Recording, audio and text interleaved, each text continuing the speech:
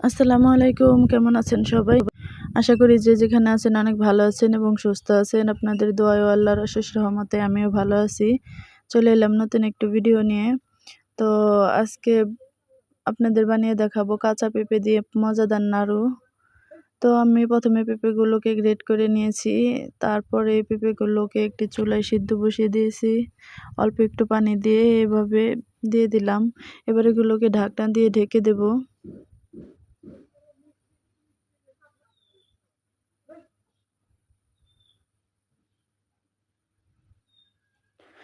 ফিরে এলাম 10 মিনিট পর। 10 মিনিট পর এগুলোকে নাড়াচাড়া দিয়ে দেখে নেব সিদ্ধ হয়েছে কিনা। আমি একটু পরিমাণ পেঁপে উঠিয়ে দেখে নেব এগুলো সিদ্ধ হয়েছে কিনা।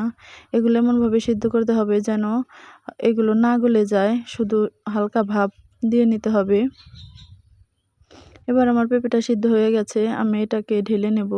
এগুলোকে ঢেলে একটু ঠান্ডা করে চেপে চেপে পানি বের করে নেব।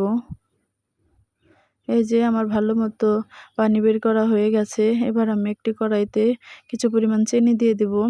আপনারা চিনিটা পরিমাণ মতো দিয়ে নেবেন। যতটা পেঁপে দিবেন তার অর্ধেকটা চিনি দিয়ে দিবেন। এবার এই চিনি দিয়ে আমি ক্যারামেল তৈরি করে নেব। আস্তে আস্তে জাল দিয়ে নেব। যতক্ষণ না লাল হচ্ছে ততক্ষণ আমি এগুলোকে জাল দিয়ে নেব।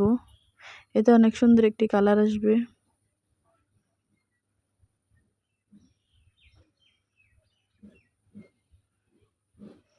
এই যে দেখুন, চিনিতে অনেক সুন্দর কালার এসে গেছে। এবার আমি এর ভেতরে আগে থেকে সিদ্ধ করে রাখা পেঁপেগুলো দিয়ে দিব।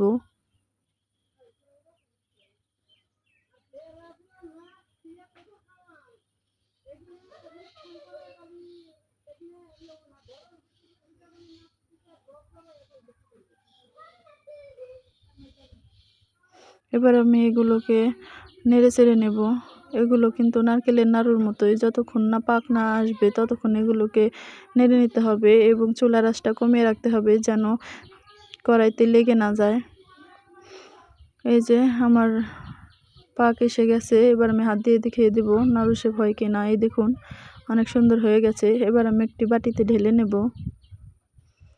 এই যে এবার এগুলোকে গরম গরম নাড়ু বানিয়ে নেব। এই যে আমার সবগুলো নাড়ু বানানো হয়ে গেছে। তো দেখুন রেসিপিটি কেমন লাগলো, ভালো লাগলে অবশ্যই লাইক কমেন্ট শেয়ার করবেন এবং চ্যানেলটি সাবস্ক্রাইব করবেন। আল্লাহ হাফেজ।